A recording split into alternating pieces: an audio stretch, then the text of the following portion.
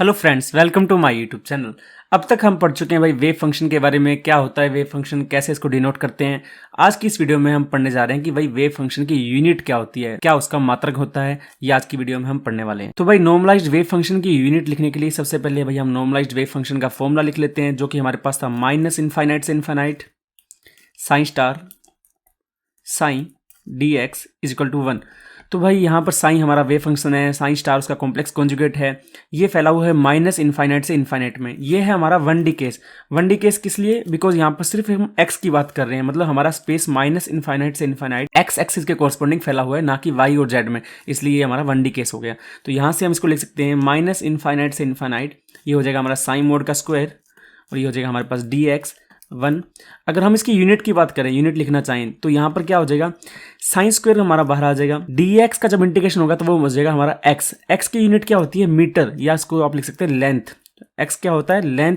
यहाँ पर 1 की यूनिट क्या हो जाएगी, 1 हमारा एक नंबर है तो यूनिट लेस होगा। तो यहाँ से अगर मैं साइन स्क्वायर की यूनिट लिखना चाहूँ तो वो मेरे पास आ जाएगी 1/लेंथ। और इसी तरह से अगर मैं साइन की यूनिट लिखना चाहूँ तो यहाँ पर अंडरूट आ जाएगा, और ये हमारे पास हो जाएगा 1/√लेंथ, या इसको आप लिख सकते हैं कि 1/√मीटर। तो ये आ गई हमारे पास, इसकी यूनिट क्या होगी, 1/√मीटर। अगर मैं इसकी वीमा लिखना चाहूँ तो वीमा होती है हमारी ml/t। आपने पढ़ा होगा, ये मास को डिनोट करता है, ये लेंथ को और ये टाइम को।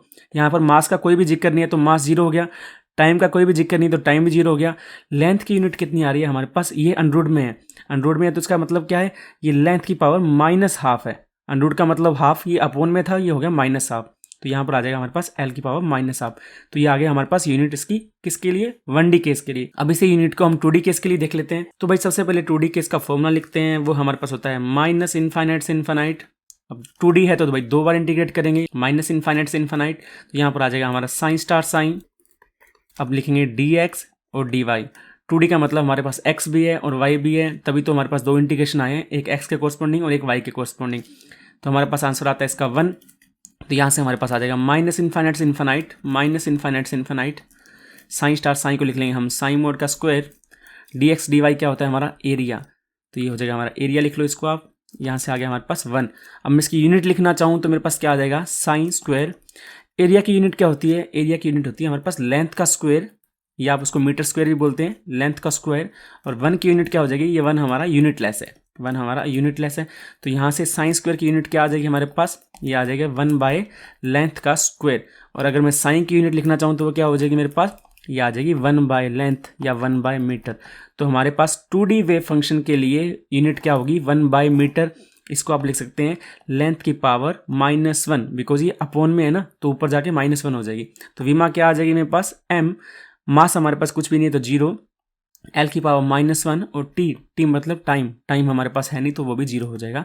तो ये आ गया हमारे पास 2D केस के लिए यूनिट एंड डायमेंशन आ गई नॉर्मलाइज्ड वेव फंक्शन के लिए। इसी तरह से भाई हम 3D केस के लिए लिख लेते हैं। तो सबसे पहले 3D केस का फॉर्मूला क्या होता है हमारे पास, माइनस इनफाइनाइट से इनफाइनाइट।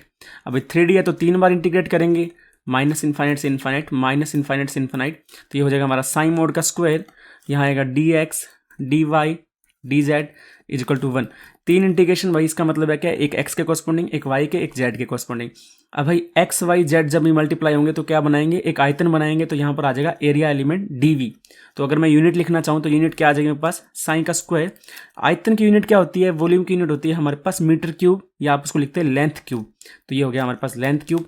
1 हमारा एक नंबर है तो यूनिट लेस टर्म हो जाएगा। यहाँ से आ जाएगी साइन स्क्वायर की यूनिट हमारे पास 1/लेंथ की क्यूब। और अगर मैं साइन की यूनिट लिखना चाहूँ तो वो मेरे पास क्या आ जाएगी, 1/l पावर 3/2, बिकॉज मैं अंडरूट करूँगा ना तो यहाँ पर आ जाएगा 3/2। या फिर इसको लिख सकते हैं हम मीटर, पावर कितनी हो जाएगी मीटर की, -3/2। अगर हम इसकी वीमा लिखना चाहें तो वो हो जाएगा m l एंड t। मास का कोई भी जिक्र नहीं है तो 0, टाइम 0, लेंथ की वीमा कितनी आ गई हमारे पास, -3/2। तो भाई ये आ गई हमारा 1D 2D एंड 3D तीनों केस के लिए हमने नॉर्मलाइज्ड वेव फंक्शन की यूनिट लिख ली। तो ये था हमारा आज का छोटा सा टॉपिक। हमने क्या किया, हमने यूनिट निकाली तीनों केस के लिए। मिलते हैं नेक्स्ट वीडियो में। Thank you so much.